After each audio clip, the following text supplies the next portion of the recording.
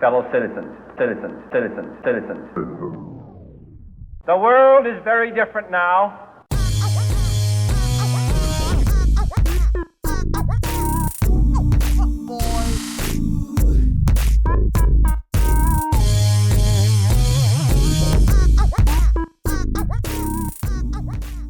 Welcome back. I'm Tyler, you're watching Scarfing Scarves, and welcome to the 75th installment of Last Week Lolita News. At the top of the segment, Baby the Stars Shine Bright's Fairy Floral Cannon series is aptly named considering it looks like a cabal of grandmothers fired their curtains at an unsuspecting dress. Sources say window coverings across the country are nervous as to their fate as mass quarantines lead to occupants taking up hobbies they have no business attempting. And the pensioners responsible for this $400 doily are reportedly still at large. Experts urge the public to remain alert for gangs of roving grannies after a baby designer was found tied up in their Tokyo basement with intricately knitted restraints. Turning towards news unrelated to geriatric hostage-taking, Innocent World launched a mass campaign in hopes of saving themselves from their flagging sales amidst store closings and restrictions on international shipping. Customers who wanted one had to buy a separate item of clothing in order to be eligible to reserve a mask. And even with a global pandemic going around, it is unclear if the promise of a kawaii-appropriate mask will be enough to get this angelic pretty brand whore to spend perfectly good AP money on a brand designed for women with the torso equivalent of a giraffe's neck. Insiders speculate that my bitterness against this brand stems from the fact that I am also built like Laffy Taffy, and therefore resent that the brand that actually caters to that doesn't have the aesthetic I'm going for. And the one that does is built for someone with the proportions of a teacup chihuahua. Womanlets everywhere are out for my blood, but I sleep at night knowing that I and my height advantage sisters don't turn every JSK into a T-length tent. Completely uncalled for slights at the fun-sized aside, Meta's The Beauty of Nature series answers the question, what if we threw everything but the kitchen sink at a dress before lighting the designer on fire? The resulting smoke inhalation must have convinced them that someone would buy the results. A point on which they were correct insofar as the red colorway is concerned, because some people just want to see the world burn, and what better way to do it than to dress as Twitter's favorite beating stick, an accusation of cultural appropriation wrapped in a circular argument that will end with you screaming about EGL's Victorian roots to some miscreant with an anime avatar who has all the expertise of a flaccid weenus. Only 36k yen between you and getting ratioed for wearing a dress. And while we're on the subject, Meta's The Sound of Spring has a bow big enough to be seen from space. One has to wonder if it can be used as a flotation device in case of water landing. And sources on the ground have confirmed it is detachable, presumably to be used as a melee weapon to defend the user against the concept of decent taste. 33k yen will net you this detachable propeller with a dress attached, but only until the 30th of April because it's scheduled to attack Tokyo and Ghidorah in due turn. Turning towards social news, Facebook group Ruffle Chats saw shots fired as someone with the reputability of a turnip started a thread with, "This might be an unpopular opinion, but I don't think AP is worth the hype." This statement went over about as well as yelling tits in church, and the thread soon turned to discussion of the not like other girls vibe emitting off the post and waves, people pointing out that the hype was the result of AP being one of the most iconic brands ever, and others still congratulating the OP on creating a whole new subcategory of super unique individuals christened not like other Lolitas, Population 1, all members encouraged to wear office blouses and footless tights out of solidarity. It's a truly cursed timeline to realize that the latter part of that joke has actually come to fruition. Will there be a day that Closet of Frills doesn't disappoint? I'd like to know so that I can get appropriately drunk. Whatever the case, the thread went the way of the dodo shortly afterward for obvious reasons. And as that about wraps up the week, we turn towards Last Week Lolita News' next special segment. The world is chaos, let's spend an offensive amount of time hyper-focusing on an instance of dumbfrackery that must have been written by an inebriated musical instrument, a statement that will be made clear soon enough. Welcome to Giant Dingus Calls Dibs on Dress. It all began in Facebook group Lolita, Fairy K, Kawaii, etc. And more specifically with this post that I will read to you verbatim because I'm feeling particularly sadistic. Does it upset you when you are excited about a new dress or cord and before you can even enjoy it, people are asking you what dress it is and where they can buy it? It happened to me recently with what's going to be my first Lolita cord, and it feels not great. I just want to hear hear some different opinions. Those who are twisted in knots trying to follow that logic should put a bookmark in it, because a commenter shows up to query the OP on why someone asking about a dress's origins would upset them, and the response they receive is equally baffling as they impart. I spent a really long time looking for a print that I felt really fit me, and I finally found one and want to show it off and be proud of all the work I put into it, and it just makes me feel sad. I wanted to enjoy it first. I don't think it's nice to make other people's enjoyment of things about you getting it yourself, you know. That's just my feeling on the matter. This instance of what I suppose qualifies as human thought, in the loosest sense, begs the question, what fracking work are they talking about? Buying a mass-produced dress is not the equivalent of designing it. Asking where someone got a dress is not a hate crime. And moreover, saying you wanted to, quote, enjoy it first makes about as much sense as thinking that being first in line at a new McDonald's makes you the proprietor. You do not get to call dibs on the McFlurry. Except in this case, it's even dumber, because the super exclusive dress she's wetting herself over is in actuality a fracking Infanta salopette that goes for $53 whole. I swear to God, I am seconds away from pitching myself into the abyss.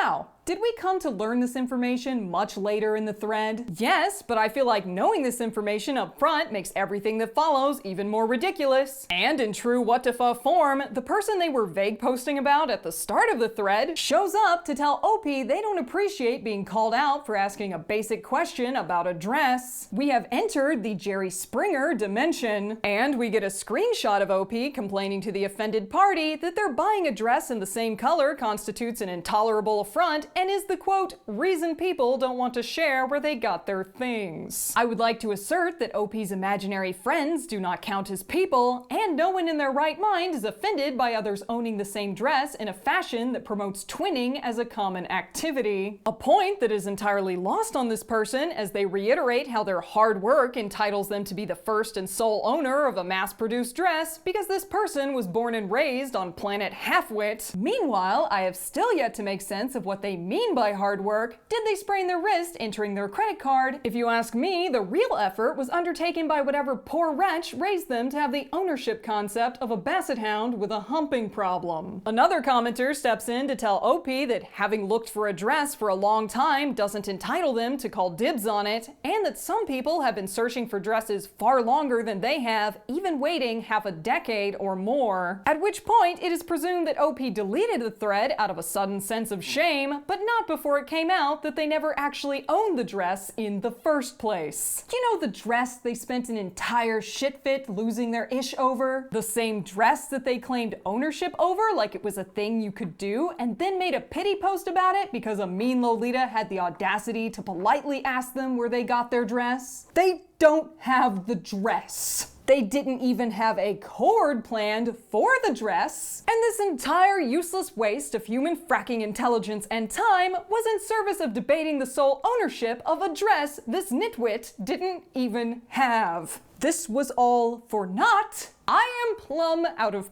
patience. And that's all the time we have for tonight. Before you go and raid your liquor cabinet to go to the place between oblivion and total liver failure, I would like to thank my patrons for providing reason for me to be sober long enough to film a news show. You guys are likely sparing major organs several years of Jack Daniels. And should you like to join their number, you can head over to patreon.com/lastweeklolitanews to watch the Associated Reporter chip away at ethical restraints against berating people with mushrooms for brains. Cruel and unusual lambasting is only the beginning. Thanks again, guys, and I'll catch you next time.